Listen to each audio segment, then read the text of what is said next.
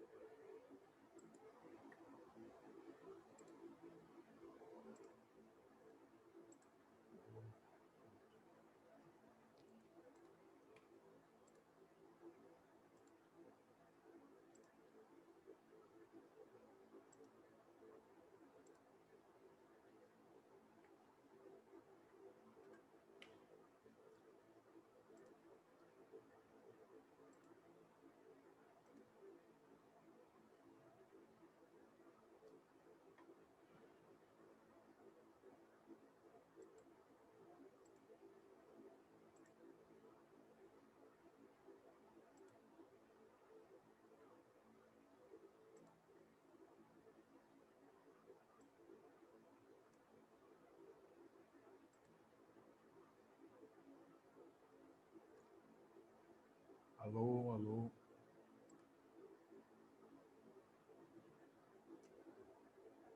Bom dia, Natália. Tudo bem? Oi, Rosa, bom dia. Tudo bem, querido? Tudo, e você? Ótimo.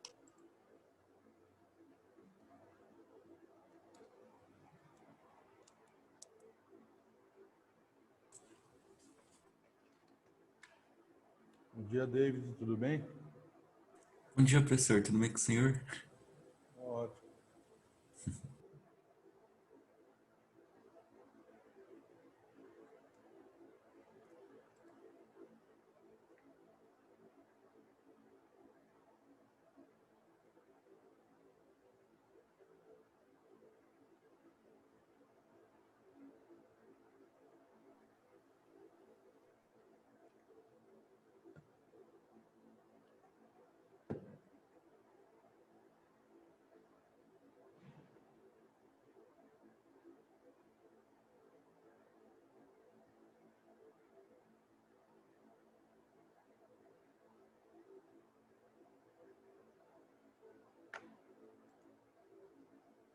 Bom dia, Caiane. Você está bem? Bom dia, André. Bom dia, professor. Tudo bem com você? Bem, graças a Deus. Ótimo.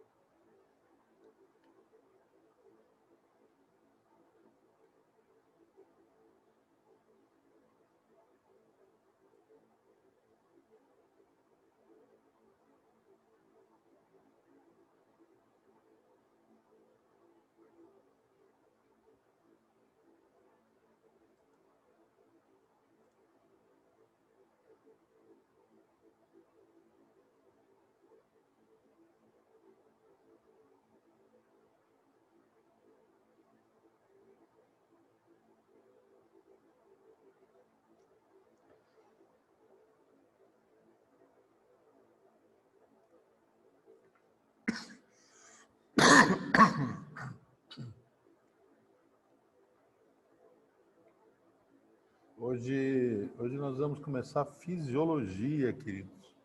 Fisiologia. Como as coisas biológicas funcionam.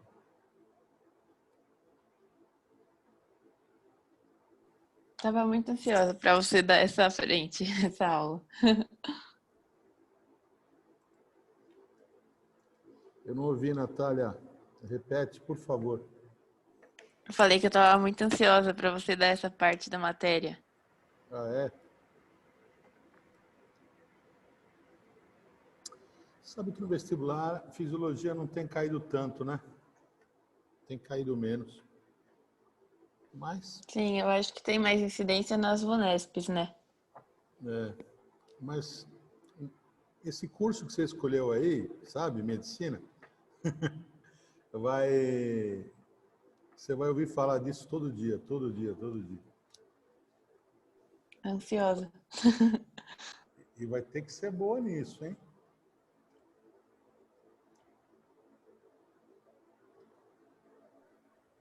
Fisiologia é importante demais, né?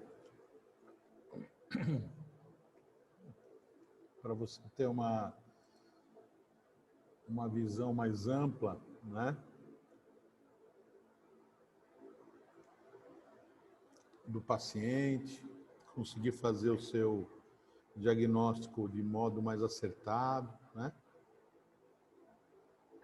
Sim, com certeza. Mas o legal é que, apesar da faculdade, né, valorizar, dar muita importância, né, para memorização, para uma quantidade de informação muito grande, né, que existe, quando você começar a ter as primeiras práticas, né, observar as primeiras práticas, né, você vai perceber que existem conceitos muito básicos, né, e eles não são tão numerosos assim, né, algumas ideias, alguns princípios muito básicos, né, que você tem que aplicar, entendeu? Que você tem que aplicar. E quando você percebe isso, né, você sente uma liberdade enorme. Nossa, é impressionante, né? Porque durante muito tempo você fala, puxa vida, meu livro inteiro, eu estudei o livro inteiro, né? Estudei o livro inteiro, vou ter que aplicar isso, como é que eu faço para aplicar isso? Na verdade, estudou vários e vários livros inteiros, né? Mas fique tranquila que a coisa vai ser fácil. Bom dia, Diego. Vamos lá, queridos. Senão a gente fica muito refém aí do tempo. Vocês estão ouvindo bem? Vocês estão me vendo bem? Porque eu liguei uns ventiladores aqui e eles fazem barulho. Vocês estão ouvindo bem? Sim. Sim. Ah, tá tudo bem? Ótimo. Então vamos lá? Bom, querido, é o seguinte, olha, hoje a gente começa com fisiologia, tá? E o destaque da nossa fisiologia vai ser a fisiologia humana. Quando a gente fala em fisiologia, nós estamos falando de uma parte da biologia, né? A parte da biologia que estuda o funcionamento, a função, a atribuição, a propriedade que o ser vivo tem. Então, por exemplo, os seres vivos têm funções, propriedades, atribuições diversas. Uma delas é a capacidade de se nutrir, digerir, né? Digerir. Outra é a circulação, outra é a respiração, outra é a reprodução, né? E por aí vai. O legal nessa história toda é que você vai perceber, e isso é muito bacana, né? Você vai perceber que as funções todas dos seres vivos, elas agem, né? Essas atribuições, essas propriedades todas dos seres vivos, elas agem conjuntamente, tá certo? Conjuntamente. Então, não espere uma questão, por exemplo, né? Não fique esperando, não que isso não caia, não aconteça, certo? Mas não fique esperando só, né? Por exemplo, uma questão de digestão, uma questão de nervoso, uma questão de circulatório, respiratório, entendeu? Não esperem isso. Esperem questões de fisiologia. Por quê? Porque essas funções todas, elas atuam de modo integrado, entenderam? Integrado, tá? E esse é o grande ponto, né? Por que a gente fica doente, né? Não é porque um ponto, uma determinada função do nosso organismo deixou de funcionar, entendeu? Não é por causa disso. Na verdade, o que você tem? a doença, ela é sempre, qualquer que seja, ela é sempre multicausal. O que isso quer dizer? Várias causas, né? Então tem sempre ali uma área core, uma área nuclear, né? Ah, o meu estômago dói. Mas por que o seu estômago dói? O seu estômago dói por uma influência hormonal, por uma influência nervosa, certo? Às vezes por uma questão muscular, né?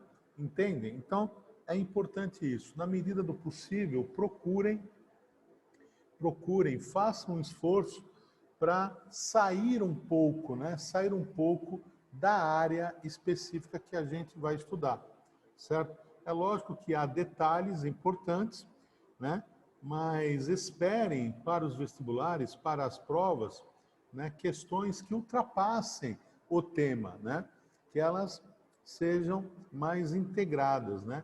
Que ao invés de ser digestão, que ela seja uma questão de fisiologia, tá bom? Muito bem, queridos. Vamos lá, então.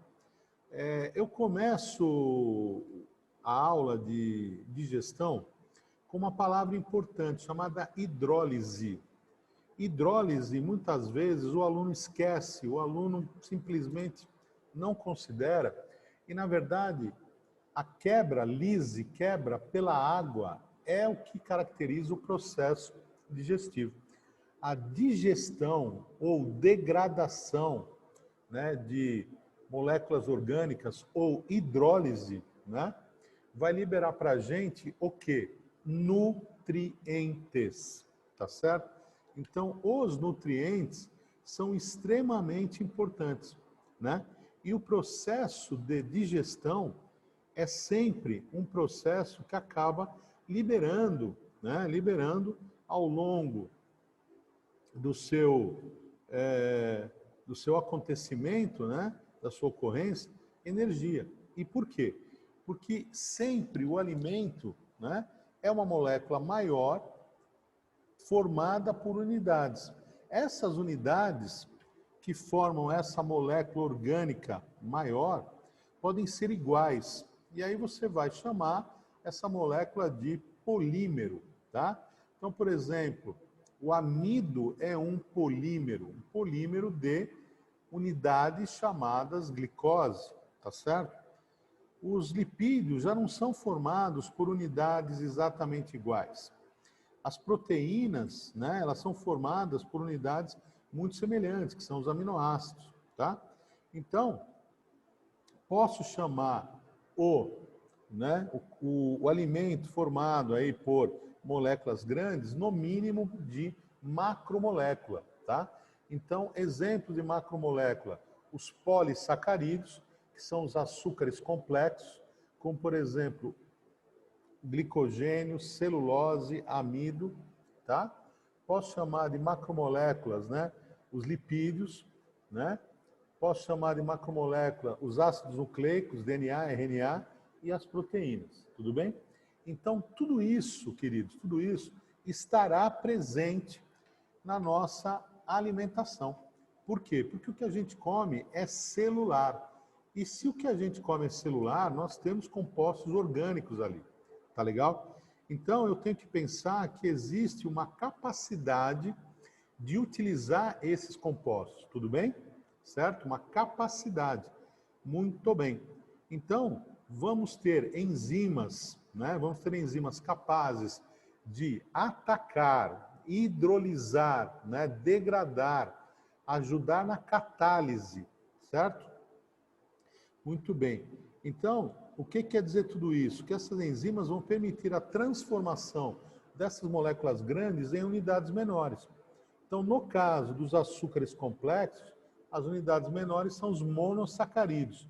No caso dos lipídios, as unidades menores são o ácido graxo e o glicerol. No caso das proteínas, as unidades menores são os aminoácidos. No caso dos ácidos nucleicos, as unidades menores são, né, os nucleotídeos. Tudo bem? Então, nós vamos perceber que ao longo do tubo digestivo, tá, essas moléculas vão ser atacadas bioquimicamente sequencialmente, entendeu? Então, não é em todo o lugar do tubo digestivo que nós vamos ter todo tipo de ataque enzimático, todo tipo de hidrólise, todo tipo de degradação, todo tipo de digestão. Entende? Então, esse é um ponto importante. Saber que a hidrólise dos compostos orgânicos, elas não ocorrem todas no mesmo lugar. Elas vão ocorrendo sequencialmente ao longo do tubo digestivo. Estou falando de boca, estou falando de estômago, estou falando de duodeno. Beleza? Tá certo? Boca, estômago e duodeno. Muito bem. Certo? Então, queridos, o que que acontece? A hidrólise vai permitir o quê? O que que a hidrólise vai permitir? Que moléculas menores fiquem disponíveis. Aí você vai perguntar, mas para quê? Para que que essas moléculas menores são importantes? Elas são os nutrientes. Então, quando você pensa, por exemplo, em glicose, é um nutriente que vai, por difusão, entrar nas células, vai ser absorvido e vai permitir o quê? Que processos bioenergéticos ocorram. A glicose é o substrato para a respiração celular. Quando você fala de lipídios, ácido graxo e glicerol, eles são super importantes porque serão absorvidos e servirão para quê? Para formar outras moléculas, como hormônios e esteroides, certo? Para formar membranas plasmáticas, tá certo? Então, quer dizer, são nutrientes que serão utilizados na construção de moléculas e ou estruturas. Quando você come proteína e libera os aminoácidos são absorvidos. Então, o grande objetivo da digestão, como eu estou querendo deixar claro para vocês, é que esses nutrientes cheguem no sangue e, a partir do sangue, pela circulação, cheguem em todas as células e tecidos. Tá certo? Então, quer dizer, a digestão permite que as moléculas cheguem num tamanho que possam ser absorvidas. Esse é o grande lance. Tá certo? Então, os aminoácidos, ao serem absorvidos, vão constituir as nossas proteínas, as proteínas dos organismos que comem proteínas, tá certo? Então, quando você come a proteína do boi não te interessa. O que te interessa são os aminoácidos que compõem a proteína do boi, para que você possa formar as suas proteínas, de acordo com o controle do DNA e do RNA, no processo de síntese proteica, certo? Quando você come, por exemplo, ácidos nucleicos, você vai liberar nucleotídeos que serão absorvidos para que você possa produzir os seus RNAs, os seus DNAs, na sequência que você determinar, o seu material genético determinar. Ficou claro? Então, de cara, né, queridos? A digestão tem essa função, certo? Disponibilizar a partir da nutrição, certo? A alimentação, disponibilizar nutrientes para o nosso metabolismo. Que metabolismo? Energético, de construção e de regulação.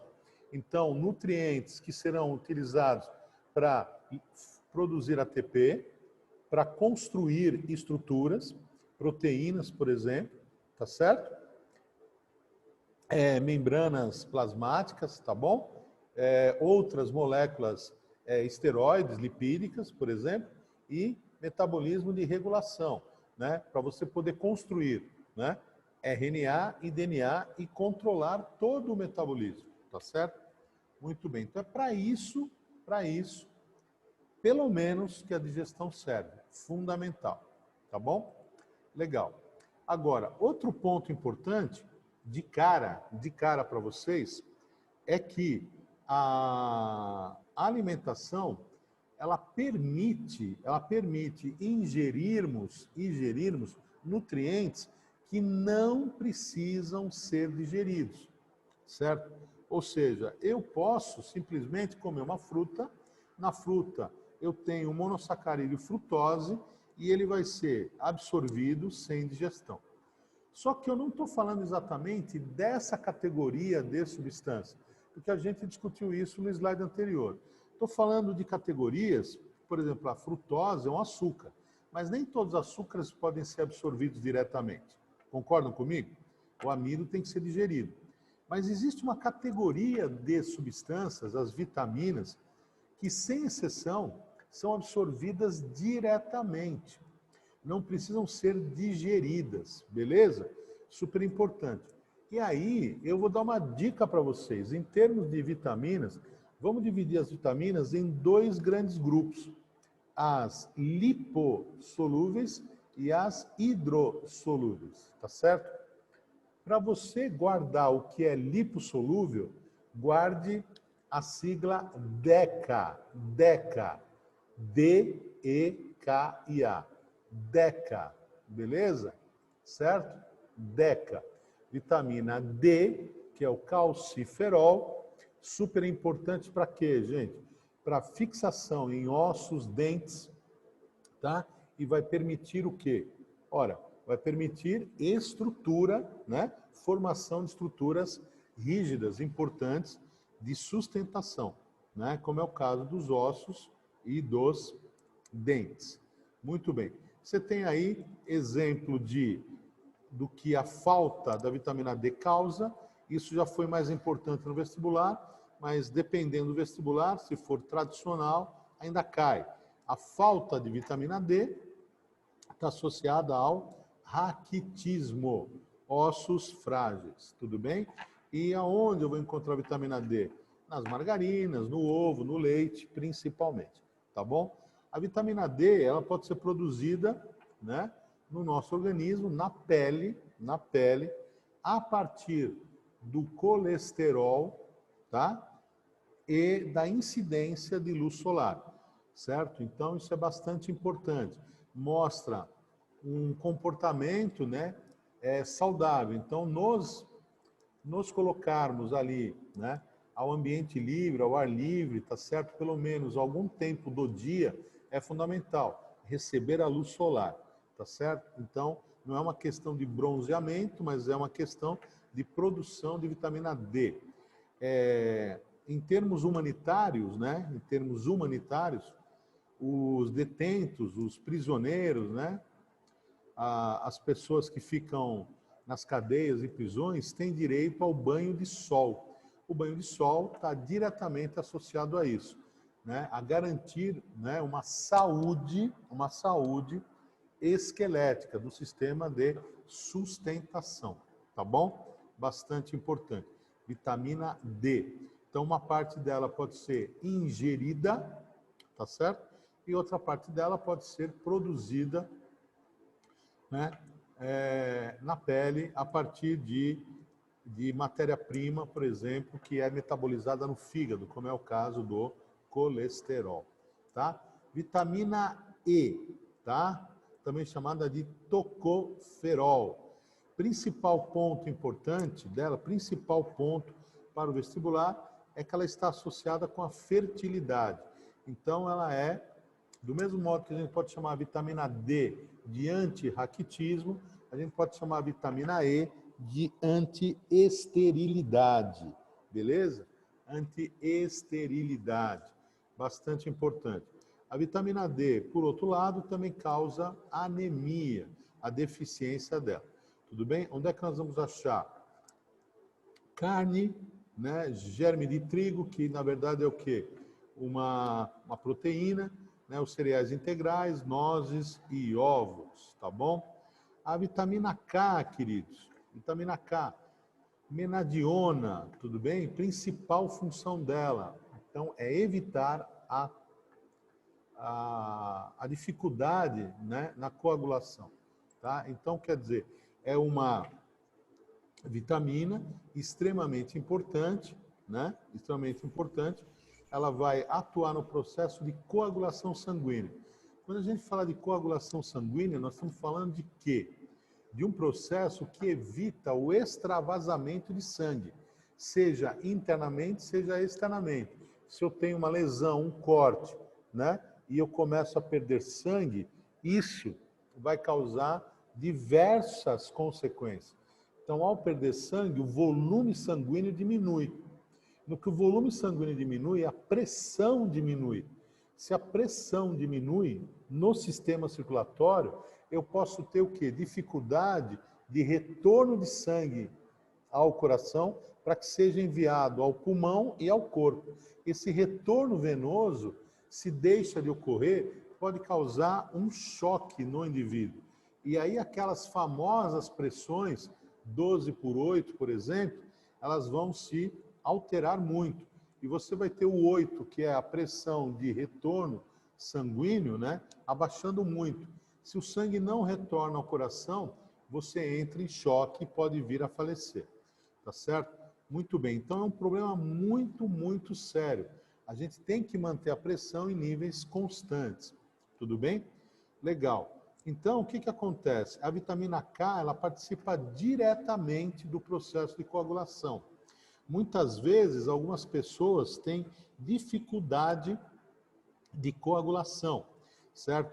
Essa dificuldade, ela pode ser genética, e aí você vai chamar a pessoa de hemofílica, certo? Então, existem vários tipos de hemofilia. Por quê? Porque existe um processo de coagulação. Então, nesse processo de coagulação, aliás, desculpe, esse processo de coagulação inicia com células chamadas plaquetas, tá? Muito bem. As plaquetas, elas vão produzir uma substância chamada tromboplastina. Elas se aglutinam na região de lesão e a tromboplastina vai funcionar como uma enzima, catalisando a transformação da protrombina em trombina, tá certo? A trombina também vai agir como uma enzima, catalisando a transformação do fibrinogênio em fibrina. A fibrina, tá? Mais o cálcio, forma o coágulo na presença do oxigênio, a redinha que vai impedir o sangue de extravasar. Esse processo todo ocorre na presença de vitamina K. Então, quer dizer, a dificuldade de coagulação, ela pode ser porque eu tenho alguma deficiência nesses compostos. Então, existem mais de um tipo de hemofilia, beleza? Genética, inclusive. Se eu não produzo tromboplastina, ela é genética. Se eu não produzo, por exemplo, protrombina, ela é genética. Se eu não produzo, por exemplo, fibrinogênio, ela é genética. Tá claro? Certo? Esse é um ponto. Mas a dificuldade de coagular, ela pode vir a partir do quê? Da falta de ingestão do cálcio, da falta de ingestão da vitamina K. Entende? Então, quer dizer, muito importante perceber que as questões todas envolvendo a fisiologia, elas são multicausais, tá bom? Então, nós podemos chamar a vitamina K de anti-hemorrágica, beleza? Muito bem. Onde você vai encontrar? Fígado, verduras, ovos, tá bom? Muito bem. E tem um ponto extremamente importante em relação a uma questão que pode ser integradora de conteúdos, que boa parte das bactérias, né? Boa parte das bactérias que vivem no nosso intestino, certo? Elas produzem vitamina K para a gente. Então, além delas formarem uma flora bacteriana importante demais para regular a absorção, né? A absorção dos nutrientes, de água principalmente, tá certo? Elas também podem produzir vitaminas como a vitamina K, tá certo? D, E, K e A. Então, D, antirraquitismo, E, anti-esterilidade, K, anti-hemorrágica. Tudo bem? Muito bem. A vitamina A, chamada de retinol, né? Ela é fundamental para quê? Para a constituição dos pigmentos visuais. Então, nós vamos ter dois tipos de células, né, fotorreceptoras nos olhos, os cones e os bastonetes. Os bastonetes estão associados com visão preto e branco, tá certo? Então, com presença e ausência de luz. Enquanto que os cones estão associados com visão a cores. A visão a cor, ela é dependente da combinação de pigmentos. Então, existem os pigmentos primários, né? O verde, o azul e o vermelho, tá certo? Então, quer dizer, para formar esses pigmentos, tá? Para formar esses pigmentos, a vitamina A, o retinol, ele é fundamental, tá? Então, na ausência desses pigmentos, o que vai acontecer? Eu não vou ter a combinação, eu não vou ter, então, as cores secundárias, vai ficar muito difícil para mim, né, conseguir, por exemplo, identificar toda a gama de cores, tá certo ou não? E aí a gente chega no daltonismo. Então, o daltonismo, ele pode ser genético, né? Então, você pode ter um daltonismo de causa genética, e mesmo assim, você pode ter vários tipos de daltonismo, né? Daltonismo, por exemplo, associados a um pigmento, a dois ou aos três pigmentos. Então, mais um tipo de pigmento. E em relação à causa ambiental, que seria alimentar, vitamina A, que é o que compõe, tá certo? Ajuda a compor a estrutura, né, de cada um desses pigmentos. Tudo bem? Bastante importante. Outro ponto importante é que, para que você possa ver a cores, você tem que ter muita luz, né? Bastante luz. E, na verdade, o que acontece? No nosso caso, né, existe uma distribuição grande de bastonetes e cones na nossa retina. Muito bem. Quando você tem a falta da vitamina A, nós temos um problema chamado xeroftalmia, né? A xeroftalmia, ela está associada com a dificuldade de enxergar à noite. Então, nós podemos chamar a vitamina A de antixeroftálmica, tá? D, antirractismo, E, antiesterilidade, K, antihemorrágica, A, antixeroftálmica, beleza? A vitamina A também é importante para os epitélios. Então, pessoas que têm pele seca, pele rachada, muitas pessoas, por exemplo, não conseguem ter contato com água gelada, que a pele dói. Uma das causas pode ser a falta de vitamina A, beleza? A vitamina A, então, fígado, óleo de fígado de peixe, tomate, gema, cenoura, né, como todo mundo sabe, né? E é isso. Agora, percebam o seguinte, quando você fala de lipossolúveis, quer dizer que para poder absorver essas vitaminas, eu preciso de um solvente específico. Quem é o solvente específico? É o lipídio, entendeu? Então, se você precisou, né, alguma vez tomar alguma dessas vitaminas em cápsulazinhas, você deve ter visto que é uma cápsulazinha que vem com um líquido dentro. E esse líquido dentro é um lipídio, para que você possa o quê? Né? Possa ter a absorção da vitamina, ou seja, o solvente que permite, né, que a carrega, né, que serve de meio para que ela atravesse a membrana, tá certo? No processo de difusão, é o lipídio, certo? Então, de cara, queridos, tem que ficar claro para vocês o seguinte, que dietas pobres em lipídios, né, podem trazer deficiências vitamínicas graves, entenderam ou não? Então, essa coisa, lipídio, óleos e gorduras faz mal, não como nada disso e tal. Muito cuidado, muito cuidado. A célula é uma caixinha de gordura, certo? Tudo bem? Tá? 80% no mínimo, né, da membrana plasmática é formada por fosfolipídios. Então, pense nisso. A gente precisa ter uma ingestão, né, diversificada de categorias aí de moléculas, né? Então, nós estamos falando de quê? Nós estamos falando de tudo, né? Então, a Bia falando, eu sou uma grande caixona de gordura. Não, eu também sou, querido, né? Então, o que que acontece? A nossa dieta deve ser a mais diversificada possível, tá certo? Possível. Nem pensar em não comer algum tipo de nutriente, entenderam? Não pode. Você tem que comer pouquinho, mas tem que comer, tá? Então, o que a gente não deve é ter um nutriente em grande quantidade, por exemplo, um nutriente ausente, tá? Então, a ingestão de lipídios é fundamental, porque além do lipídio ser um nutriente, ele é um solvente importante para as proteínas. Beleza, queridos? Ficou claro? Muito bem. Outro ponto bastante importante sobre as vitaminas são as hidrossolúveis.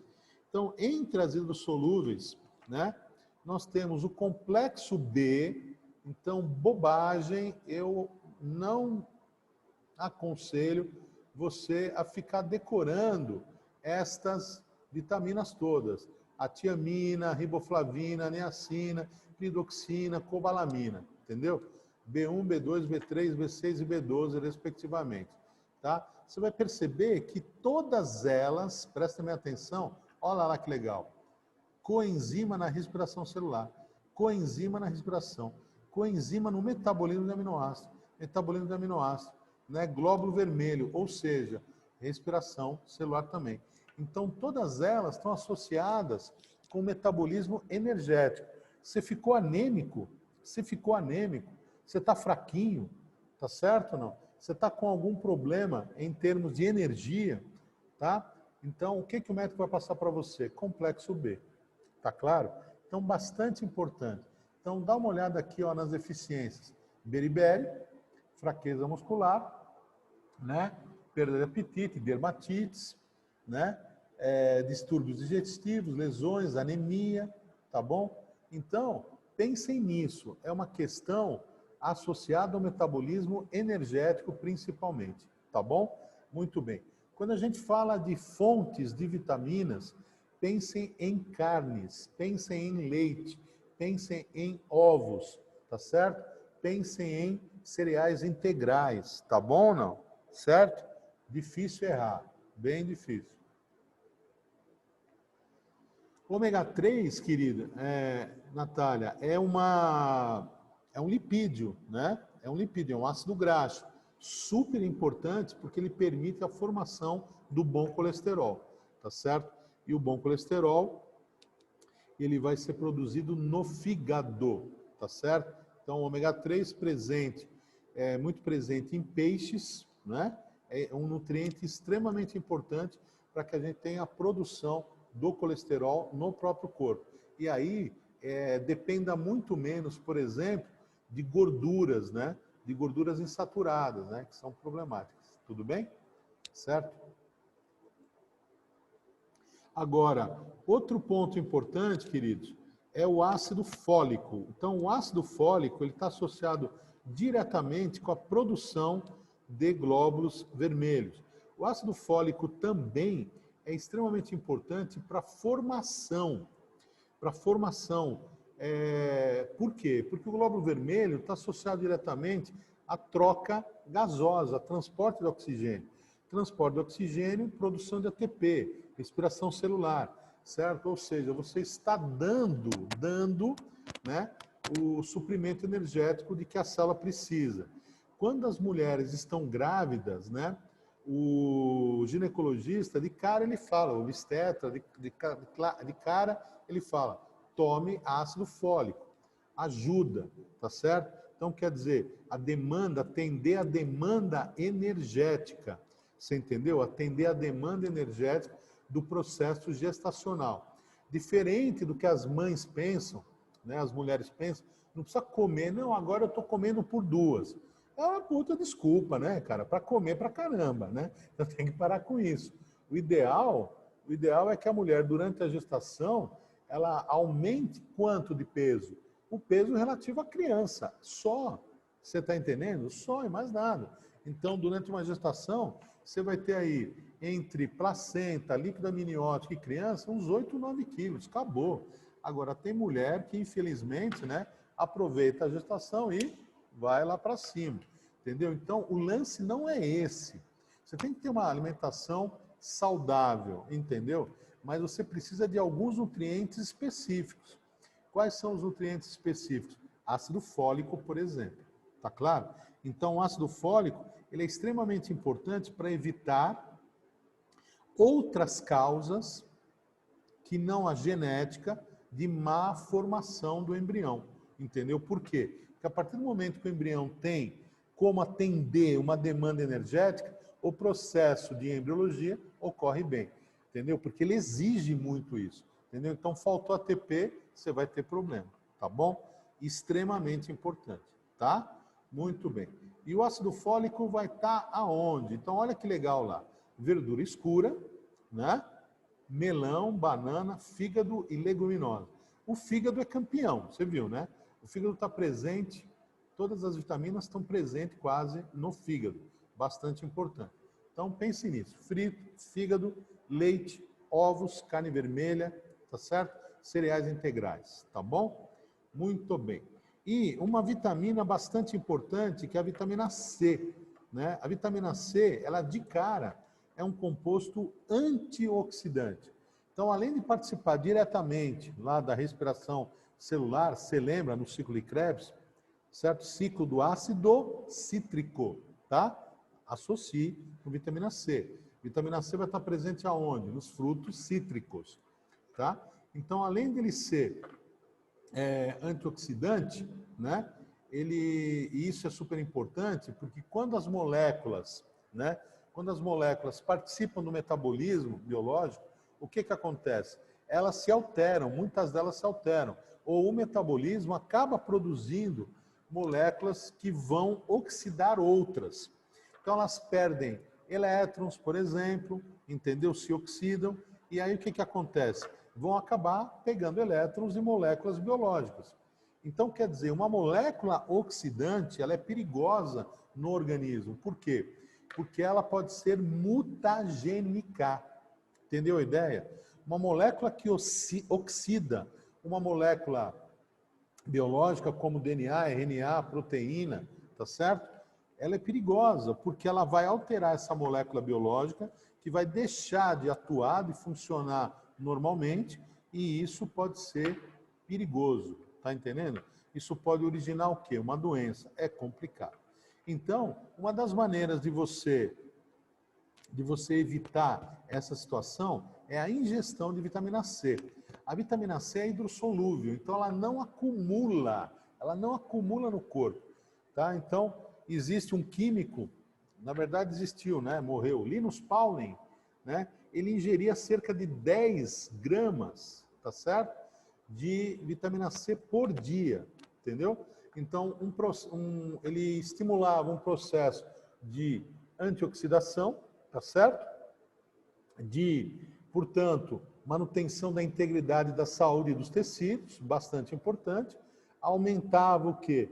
A imunidade por conta da questão do ATP, da respiração celular. Então, você está sempre o quê? Com capacidade, né, de atender a questão energética do teu corpo, a demanda energética do teu corpo, né? E ele ingeria cerca de 10 gramas por dia, entendeu? Então, você imagina aqueles comprimidos, né, aqueles efervescentes Cebion, de 1 grama, né, 10 por dia, entende? E aí, o que acontecia? Sai na urina, o excesso sai na urina. O que não é consumido no metabolismo é eliminado, por quê? Porque é hidrossolúvel. Então, não tenham medo, tá certo? Vitamina C, extremamente importante. Você precisa, pelo menos, uma porção de vitamina C por dia, tá certo? Uma porção de fonte de vitamina C por dia. Então, é um fruto cítrico, né? Tomate, caju, né? Acerola, kiwi, goiaba e por aí vai. Tá? Então, pelo menos, quando você tem aquele prato típico do brasileiro, arroz, feijão, batata frita, né? Um bife, uma salada, né? No tomate, você já tem uma fonte de vitamina C que é fundamental. Tudo bem, queridos? Então, essa é a importância que eu daria para a vitamina, tá? Então, organize na tua cabeça. As lipossolúveis são mais importantes, de modo geral, do que as hidrossolúveis. Em relação às hidrossolúveis, um grupo grande, que é o complexo B, associado ao metabolismo energético, tá certo? E de construção, bastante importante. E associado a quê? A doenças antigas, como beriberi, como pelagra, tá certo? E doenças comuns, como anemia, fadiga, tá certo? E bastante importante. Fora isso, o ácido fólico, importante na gestação e na produção de células vermelhas, como eu te falei, as EMAs, e a vitamina C, o antioxidante mais importante que existe, natural, entendeu? Importante. Bom, queridos, ainda não falando de órgãos específicos da digestão. O grande lance da digestão é que a gente seja capaz do quê? Vamos lá, gente. A gente seja capaz de ingerir, né, ter uma dieta diversificada, alimentar-se. Essa dieta tem que garantir nutrientes. Então, eu estou ingerindo grandes moléculas orgânicas, vou hidrolisá-las, vou degradá-las, vou obter o quê? as unidades, os monômeros, tá certo? Tudo bem? As unidades menores que podem ser o quê? Absorvidas. Opa, esse é o lance. Então, absorvidas aonde? Vamos lá, absorvidas aonde? Então, o intestino, por exemplo, ele é forrado internamente por um epitélio. Beleza? Certo? Bastante importante. Para que a gente tenha absorção, eu preciso pensar no quê? Vamos lá, gente. Eu preciso pensar num epitélio simples, num epitélio que tenha uma camada celular ou poucas camadas celulares. Está entendendo ou não? Então, isso é extremamente importante, muito importante.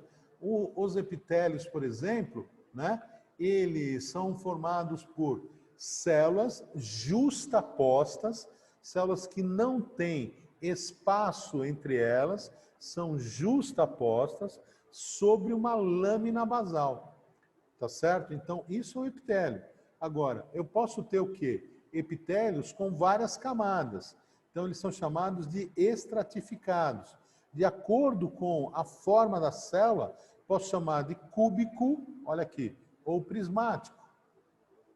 Tá? Se eu tiver uma camada só, vou chamar de simples. No caso do intestino, é isso que nós temos.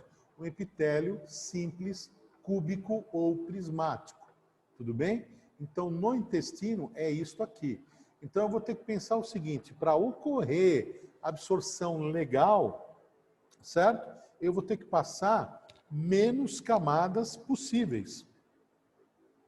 Tá? Então, aqui dentro do tubo, certo? Eu vou encontrar o quê? O produto da digestão, certo ou não? Então, o aminoácido, o glicerol, o ácido graxo, a vitamina que não precisa ser digerida, o monossacarídeo, tudo bem? E ele vai o quê? Por difusão, a favor do gradiente, num transporte passivo, que pode ser facilitado ou não, proteínas que carregam para dentro da célula ou não, tá certo? E aí ocorreu o quê? O primeiro momento da absorção, certo? A partir daí eu tenho que pensar o quê? Que dessa célula, olhe para o desenho, por favor, eu vou ter que ter o quê? Irrigação aqui, do lado aqui de fora, tá certo? Aqui. Então, o nutriente passa da luz, ou seja, da cavidade do órgão, para dentro da célula, e da célula para onde? Para o sangue. E do sangue ele vai chegar nas diversas células, tá certo? E aí, o que vai acontecer?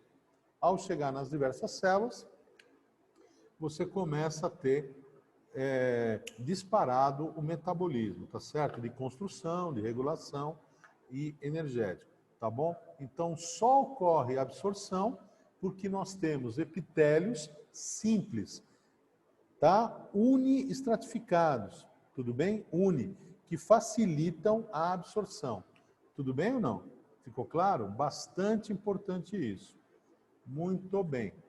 Que mais?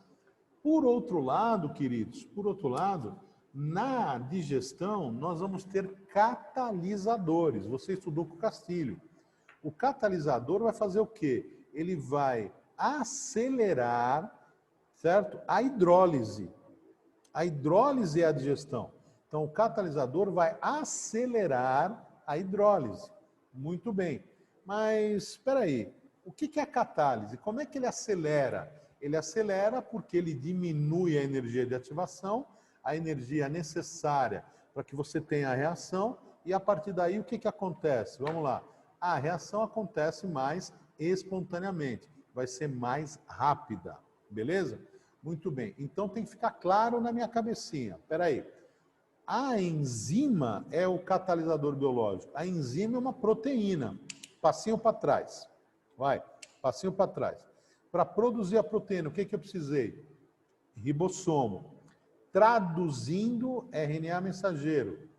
Que foi o quê? Transcrito a partir de quem? Do DNA. Tá claro? Então, a enzima é um produto gênico. Beleza? Muito bem. A enzima foi produzida na célula. Tá. Mas a enzima digestiva vai agir fora da célula. Tudo bem, então ela é produzida onde? No retículo endoplasmático rugoso, transportado para o Golgi, que empacota e libera, certo? Ao liberar, o que ele está fazendo? Secretando, certo? Secretando. Muito bem. Então, a função da secreção, ela é fundamental na digestão, certo? Então, o que vai ocorrer na digestão? Nas glândulas, que são estruturas secretoras, eu vou ter liberação de enzimas que vão catalisar a hidrólise e facilitar, portanto, o processo digestivo. Beleza? Glândula salivar. No estômago, epitélio secretor. Beleza? Pâncreas, glândula. Fígado, glândula. Tá claro? Duodeno, epitélio secretor. Acabou. Jejum para frente. Vai acontecer o que no jejum para frente? Isso aqui, ó. Absorção. Beleza? No jejum eu vou ter absorção. E depois vou ter o quê? Tanto de nutrientes quanto de água. Acabou a absorção, o que vai sobrando? Fezes. Eu vou o quê? Eliminar. Acabou. Entendeu a ideia? Então nós temos que organizar, né, e integrar essas áreas da biologia. Importante, tá? Então, por exemplo, no vestibular, o enunciado fala, é um acino pancreático. É uma celulinha com forma de trapézio. Mas o ácino pancreático é uma estrutura o quê? Que secreta. Então, é uma célula secretora do pâncreas. Se é uma célula secretora do pâncreas, o que isso quer dizer? Que é lá que o DNA vai o quê? Transcrever um RNA mensageiro, que vai ser traduzido pelo ribossomo. Isso acontecendo aonde? Essa síntese proteína no retículo rugoso, transporta isso para o Golgi armazena, empacota e libera, e as vesículas de secreção vão sair, né, do ácido. E desse modo, a secreção ocorre, certo? Então, o que vai acontecer? Vamos lá. Olha aqui, olha que bacana, né? Toda glândula, sem exceção, ela tem origem epitelial. Então, você tem aqui, ó, uma camada de células epiteliais que se afundou. Olha lá, afundou. Estava aqui, né? Ela afundou. Tudo bem? Mas essas células glandulares, ó, essas células glandulares ainda têm comunicação com o exterior. Opa, então elas secretam e a secreção alcança, atinge o exterior. Desse modo, eu vou dizer que essa glândula é uma glândula exócrina. O seu produto vai para fora. É o caso da glândula salivar, é o caso da glândula sudorípara, é o caso da glândula lacrimal, é o caso da glândula mamária e é o caso de todas glândulas digestivas. Beleza? Aí você vai falar, peraí, como assim? Elas estão dentro da gente. Pois é, mas o tubo digestivo, na verdade, é um meio externo. Certo? Você pegar né, um pano qualquer, enfiar pela boca, ele vai sair pelo ânus. Entendeu? O tubo digestivo atravessa você. Se ele atravessa você, tudo que está dentro do tubo digestivo não está dentro de você. É um meio externo. Por isso que é secretado aí, entendeu? Está sendo secretado no meio externo. Glândula exócrina. Cuidado. Cuidado. Beleza? Tudo bem? Agora, o que acontece? Essas glândulas, elas podem se separar. Então, ó o que acontece, ó. Você teve o quê? A formação, né, de um duto, né, e de um maço, de uma massa celular aqui, que está ligada ao exterior. Tudo bem? Só que esse duto pode desaparecer. E aí fica a massa glandular lá dentro. Essa massa glandular, certo? Ela acaba sendo, né, vascularizada. Então, ela é atravessada por vasos. E ela perde o contato com a superfície, com a cavidade. Deu para entender? Ao perder o contato com a superfície, com a cavidade, o que acontece? Vamos lá, queridos, o que acontece? Né? Ela lança a sua secreção dentro do sangue. Opa, o que está dentro do sangue está dentro de mim. Quando você tem calafrios, não por conta de temperatura, mas por conta de infecção, o que está acontecendo? Bactérias no sangue. Entendeu? Então, quando a bactéria chega no sangue, ela está no meio interno. Aí, meu amigo, ferrou. Você tem que correr para o hospital. Você entendeu? Você tem febre, calafrios e tal, né? Tem que correr para o hospital.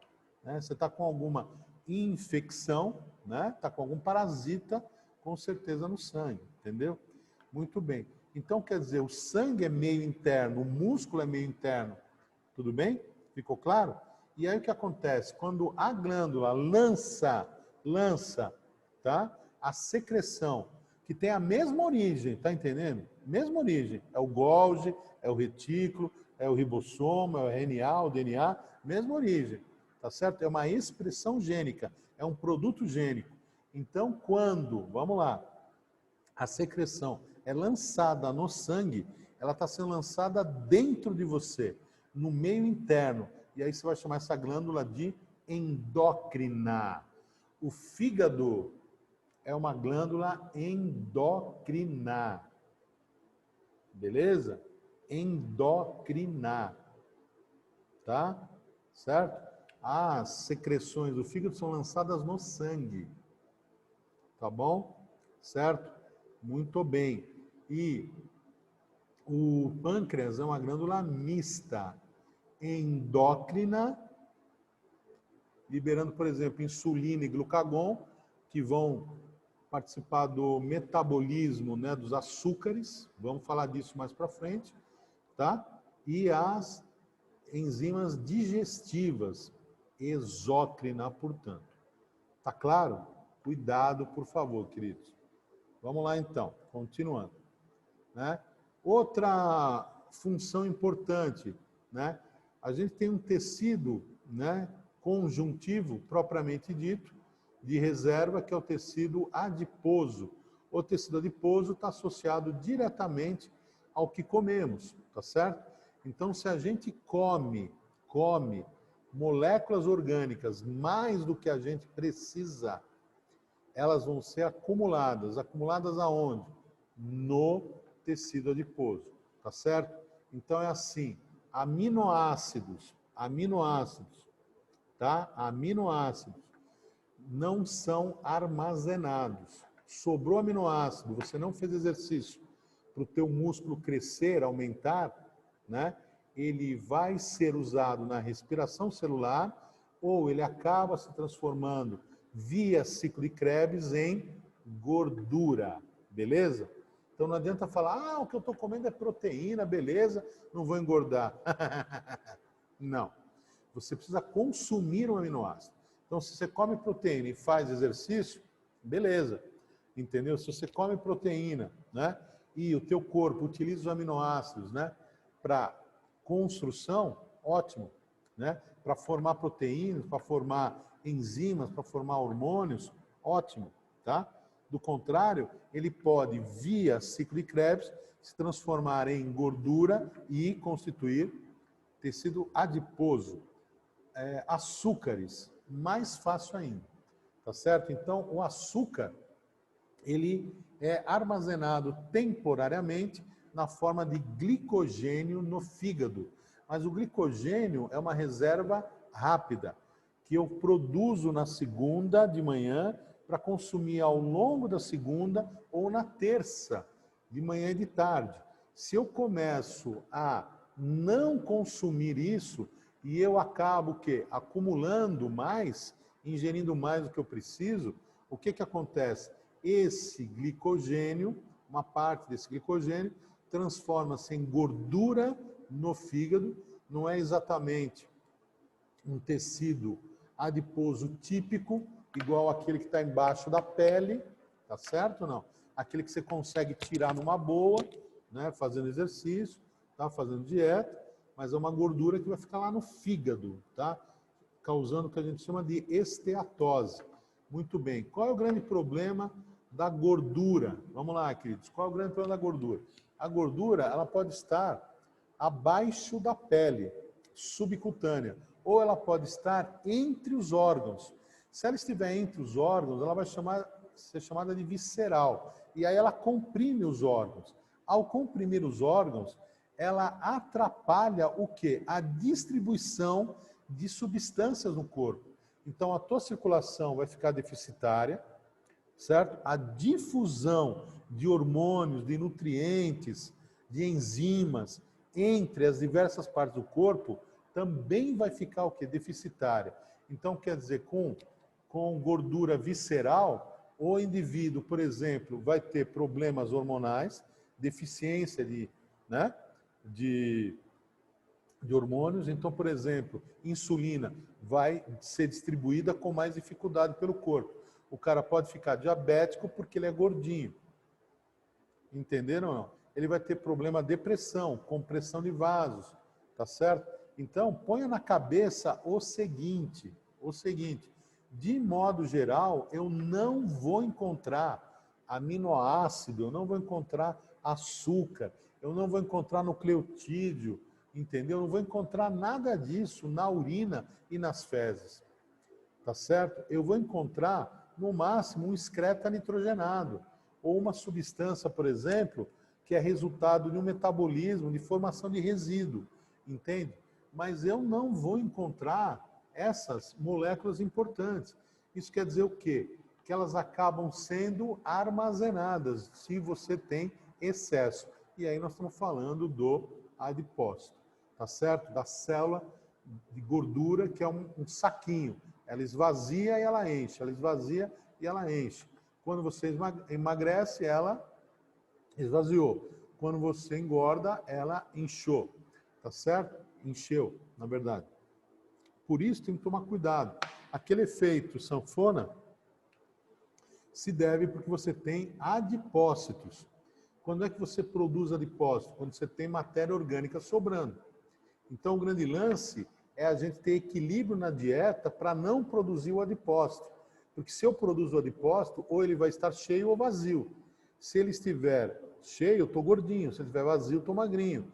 E aí essa sanfona vai acontecer o tempo inteiro. Certo? Ficou claro? Então, quando alguém faz uma lipoaspiração, efetivamente funciona, além de ser perigoso demais, nunca façam isso, tá certo? Você tira adipócito. Então, a pessoa efetivamente emagrece, porque você tirou adipócito. Agora, quando você faz uma dieta e emagrece, qual é o grande lance? Tem que manter essa dieta pro resto da vida. Por isso que, pelo amor de Deus, é difícil pra caramba, né? Então, você vai ter o efeito sanfona. O efeito sanfona é por conta disso. É uma célula com um grande reservatório de gordura. Tá bom? Ficou claro, queridos? Tudo bem? Ótimo. Muito bem. Então, vamos falar agora do tubo gastrointestinal. Quem é o tubo gastrointestinal? Na verdade, é o tubo que leva... você tem uma abertura, que é a boca, um tubo que leva ao estômago, e depois o quê? Um grande tubo chamado intestino. Tudo bem? Então, cavidade oral, né? Que você chega nela pela boca, a boca é a abertura, né? Cavidade oral, então cuidado, né? Muito cuidado com isso, a boca é a abertura, tá? Cavidade bucal ou oral, certo? Lá na cavidade bucal ou oral, eu vou encontrar diversas estruturas importantes. Dentes, língua, tá certo? E as glândulas salivares. Todas elas, essas estruturas muito importantes na digestão. Eu vou ter três pares de glândula. A parótida, glândula salivar, que está aqui do lado da orelhinha, submandibular, embaixo, e sublingual, embaixo da língua. Tá certo? Então, 3 pares, tá? Muito bem. Glândula salivar produz o quê? Uma secreção chamada saliva, tá? Que na presença de amido ela é rica em amilase salivar. Qual é a única transformação que inicia na boca? Amido para maltose. Maltose é um disacarídeo. A amido é uma molécula que tem centenas de milhares de unidades de glicose.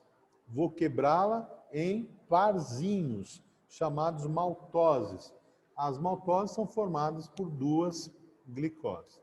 Então, é a única transformação química, bioquímica que começa na boca, tá? Que ocorre na boca, tá? No mais, o que vai acontecer? Eu vou mastigar. Mastigação é o quê? Uma transformação física. Vou diminuir o tamanho, por exemplo. Fora isso, eu vou misturar com a língua. Vou sentir o quê? Gosto. Papilas gustativas, tá certo?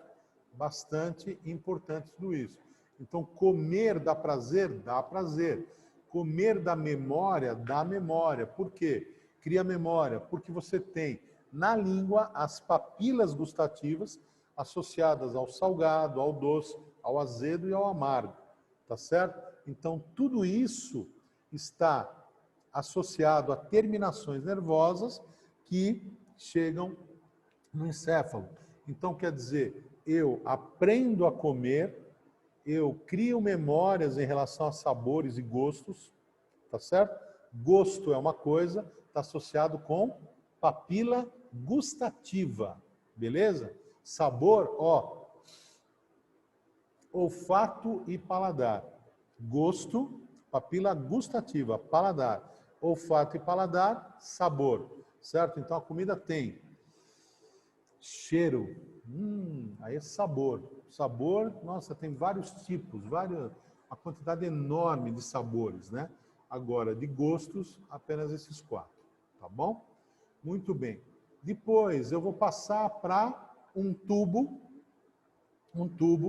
Esse tubo, ele é comum, né? Tanto ao sistema respiratório quanto ao sistema digestivo, que é a faringe, né? A faringe precisa estar fechada, né? Na sua comunicação com a traqueia, para que você não engasgue e que o alimento vá para o esôfago. Tudo bem? Quando você respira, né, essa abertura está livre. Quem é que abre e fecha essa abertura? É a epiglote. Tá? Por isso que a gente tem que comer com calma, com tranquilidade, para que a epiglote feche a traqueia e a comidinha não vá para o pulmão, certo? Que você não engase, que você tussa, espirre e saia aí arroz pelo nariz. Uma situação horrível, mas a gente já viu acontecer com muita gente. Belezinha? E aí, queridos, a faringe vai dar origem ao esôfago, certo? Importante, no esôfago não há digestão, não há nenhum tipo de ataque enzimático, certo? Então, o que começou aqui na boca pode sim continuar pelo esôfago, pela faringe e pelo esôfago. Isso é importante para que as colheradas sejam pequenas e intermitentes. Então, né? Pôs a colherada na boca, mexeu com a língua, mastigou, engoliu. O que é engolir? Empurrar com a língua para o céu da boca, certo? O alimento, para cima e para trás, para cima e para trás. O céu da boca tem um osso chamado palato duro. Na parte final do palato duro, ele é mole. Esse vai chamar de quê? De palato mole, certo? Então, quando você empurra, olha lá, o alimento para cima e para trás, movimento que a língua faz, você vai engolir, deglutição. E aí o que acontece? Tudo o que começou na boca continua pela faringe, tá certo? Esôfago, até que entra no estômago. No estômago eu tenho o quê? Uma situação totalmente diferente, química. O pH aqui é neutro, 7. O pH aqui é ácido, 2.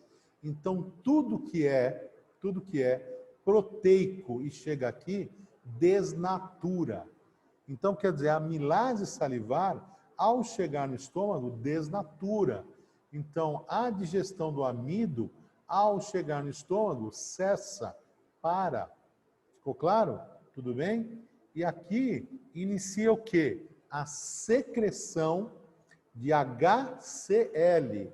HCl vai fazer com que o meio gástrico seja ácido. Tudo bem? Tudo bem? Muito bem. Aí o pessoal fala, tudo bem, é tranquilo, vai secretar pepsina. Peraí, querido. Será que a pepsina, que é uma enzima que catalisa a hidrólise de proteína, é secretada na forma de pepsina? Será mesmo? Para e pensa. Caramba, se assim for, o que acontece com as proteínas ao longo dessa secreção? Elas podem ser o quê? Atacadas também e digeridas. Deu para entender? Então, o que vai acontecer? Que normalmente o aluno esquece. É secretado um precursor. Fácil de guardar. Gêneo. Gêneo vem de gênese, origem. Certo? Pepsinogênio. Então, o que é o pepsinogênio? Vai originar a pepsina. O que é secretado? Pepsinogênio, que no estômago, na presença do HCl, transforma-se em pepsina. E a pepsina vai agir sobre as proteínas, que são moléculas grandes, liberando o que, gente? Muitos pedacinhos, segmentos de aminoácidos. Então, quer dizer, libera o aminoácido de cara no estômago? Não. Não. Então, pensem o seguinte. Primeira coisa, o HCl desnatura a estrutura terciária, espacial da proteína, dando origem ao quê? A alfa-hélice, espiralzona. E aí, fica mais fácil de digerir, tá certo? Porque a superfície aumentou, certo ou não? Nesse momento, o pepsinogênio já se transformou em pepsina, que começa a atuar sobre o quê? A proteína, cortando em pedaços menores, certo? Polipeptídeos. Polipeptídeos são vários peptídeos, ou seja, aminoácidos, tudo bem? Mas não são mais proteínas. Então, iniciou o processo de digestão proteica. Quando você vai na churrascaria, né, e enche a barriga aí com carne, essencialmente proteína, o que acontece? É um processo de digestão lento. É fácil, mas é lento. Cuidado, para não confundir.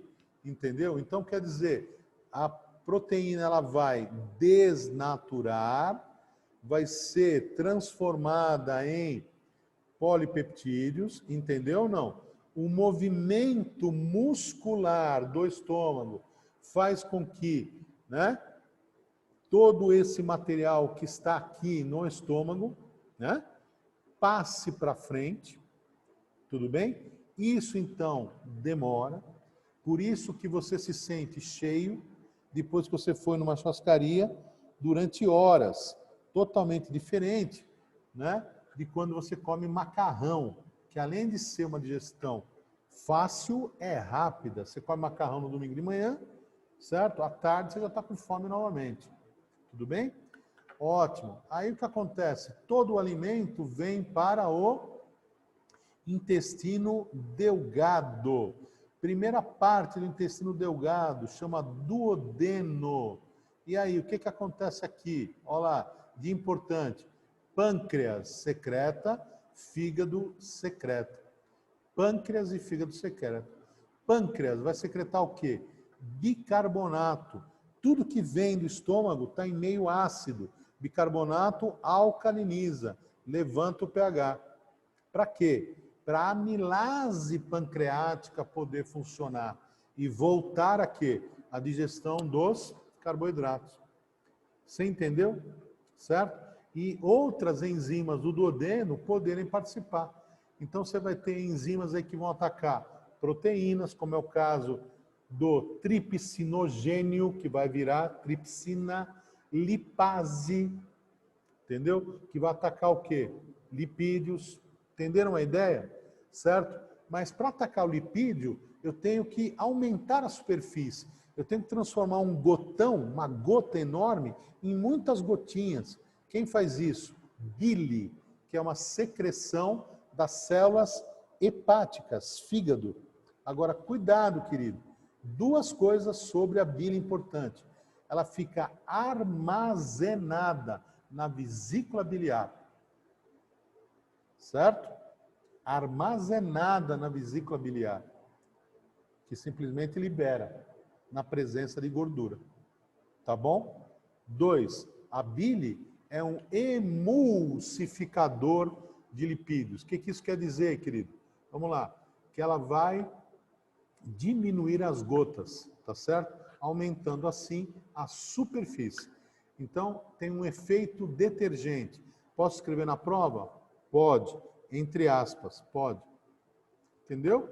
Então, olha lá, retomando. Na boca, digestão física, mastigação e início de digestão bioquímica, açúcares. Certo? Função sensorial. Beleza? Deglutição. Faringe e esôfago. E uma ação enzimática. Continua o que começou na boca. Beleza? Tudo bem? Amilase salivar sobre amido, originando maltose. Caiu no estômago. O que acontece? Acidificação. HCl, certo? Desnatura tudo que é proteico e que veio lá de cima. Certo? E permite transformação do pepsinogênio em pepsina. Pepsina age na proteína, originando polipeptídeos. Estrutura muscular do estômago faz com que o alimento, né, continue, certo? E vai cair aonde? Na primeira porção do intestino delgado, ou seja, intestino fino. Fino. Como é que chama a primeira parte do intestino delgado? Duodeno. Beleza? No duodeno, o que vai acontecer? Digestão de tudo. De tudo. Certo? Então, você vai ter digestão de lipídios, digestão de ácidos nucleicos, continuação de digestão de açúcares, tá certo? De proteínas, tudo. O que não é produzido pelo duodeno é produzido pelo pâncreas, em termos de enzimas. E quem permite aí um novo meio aqui, meio químico, o pâncreas, o que ele faz? Alcaliniza. O que aconteceu no estômago? Acidificou. No duodeno, alcaliniza. Tudo bem? E o fígado vai liberar o quê? Bile, sais biliares. O que eles vão fazer? Emulsificar as gorduras e óleos, os lipídios. Tudo bem? Aumentando a superfície. Então, querido, primeiro tipo de digestão, qual foi? Carboidrato. Segundo tipo de digestão, qual foi? Proteína. Terceiro tipo de digestão, qual foi? Retomo carboidrato, retomo proteína e todo o resto. Tudo bem? Aonde acontece? No duodeno. Beleza? Então, do duodeno para frente, o que nós vamos ter? Absorção e formação de fezes. Essa visão geral da digestão, você precisa ter hoje. Beleza? Para que a gente possa detalhar. Tá bom? Então, ó, a partir aqui do duodeno, então, eu vou ter o quê, gente? O jejuno, grande jejuno, tudo bem? Depois, íleo, que é a parte final do jejuno, que se liga ao intestino grosso. O intestino grosso também é chamado de cólon. Quando você tem uma colite, você tem uma inflamação no intestino grosso. Beleza? Então, vamos lá. Primeira parte do intestino grosso, ascendente. Segunda, transversa. Terceira, descendente. Depois, o reto e o ânus. Tá? Então, aqui, o que eu vou ter? Essencialmente, absorção de água, no máximo, e formação de fezes mesmo. No jejuno, absorção essencialmente. Tá bom? Tudo bem? Ficou claro, queridos? Então, essa era a ideia inicial que eu gostaria de passar hoje para vocês, né? O trato digestivo, tá? de um herbívoro é muito maior do que o de um carnívoro. Então, isso aqui é produto da seleção natural. A digestão de carne, de uma dieta diversificada, onívora, ela exige, né, um tubo digestivo menor do que uma digestão, do que uma dieta essencialmente vegetariana. Então, cuidado. Esse é um dos pontos que remete a quê? Ao nosso hábito ter que ser onívoro, tá bom ou não? Mas existe uma escolha pessoal para cada um. Mas é importante saber que ao escolher esta dieta, você precisa substituir alguns alimentos, complementar com algumas coisas, tá? Bastante importante. Tudo bem? Certo? Então a digestão da celulose, né, ela exige, né, muito tempo, muita fermentação, né? Certo? Muito ataque de bactéria e regiões específicas como seco, né? E uma relação com bactéria que normalmente a gente não tem. Então, bactérias que produzem celulase, certo? Então, isso é bastante importante, né? Tudo bem? É isso. Então, a partir da próxima aula, a gente detalha algumas coisas e revê com vocês, tá bom? Pode falar, Felipe. Oi, professor, bom dia. Eu tenho duas perguntas. Tipo, tem algum revestimento na parede interna do estômago para aguentar o pH ácido? Felipe, eu estou com um problema no som, não estou ouvindo. Fale de novo, por favor. Oi, tá me escutando? Alô? Fala, pode falar. Então, professor, se tem algum revestimento na parede interna do estômago para aguentar o pH ácido? O revestimento da parede interna do estômago. Então, você tem aí um epitélio, né? Um epitélio simples secretor. Agora, sobre esse epitélio existe uma mucosa. Essa mucosa protege o epitélio do suco gástrico, né? Que é formado pela pepsina e pelo HCl. Essa mucosa, ela é produzida continuamente. Nós vamos falar depois, né? Mas, de qualquer modo, quando você toma muito álcool, por exemplo, essa mucosa ela é desfeita. Quando você fuma, por exemplo, essa mucosa resseca e é destruída, entendeu? Então, por exemplo, isso causa o quê? De cara, né? Uma lesão, um machucado. Então, se eu não tenho a mucosa, o HCl e a pepsina vão agir diretamente sobre a parede do estômago.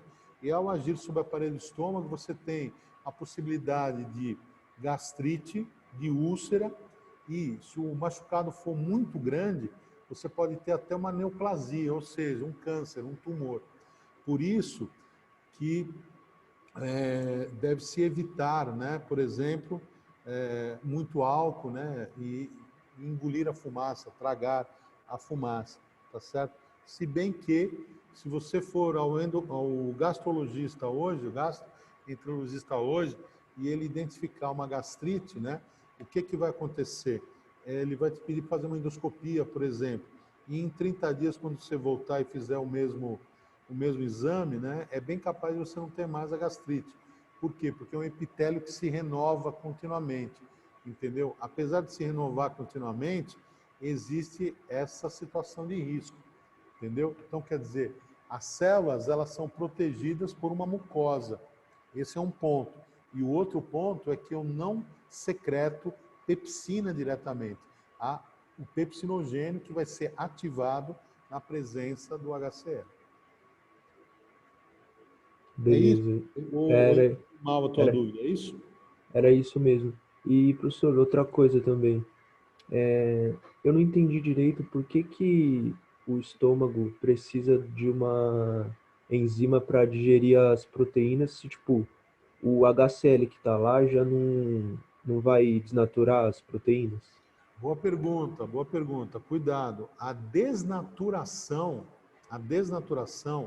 ela consiste na perda da forma espacial só. Você entendeu? O HCl, ele não age sobre a ligação peptídica. Não age. Entendeu? Não age. Então, o que o HCl faz? Ao acidificar o meio ali, então, as ligações do tipo Van der Waals, ponte de sulfeto e ponte de hidrogênio mesmo, elas vão sofrer alteração, mas as ligações peptídicas não. Então, a digestão, a hidrólise mesmo, ela vai acontecer na presença de água ao longo de muito tempo ou na presença da pepsina, que vai ser o grande catalisador. Beleza? Ah, beleza. Entendi. Valeu, professor. Valeu. Bom, queridos, até sexta, então. Beijo grande para vocês. Obrigado. Se cuidem aí. Boas aulas. Valeu? Tchau, tchau. Tchau, professor. Obrigado, hein? Até Que sexta. isso, que isso.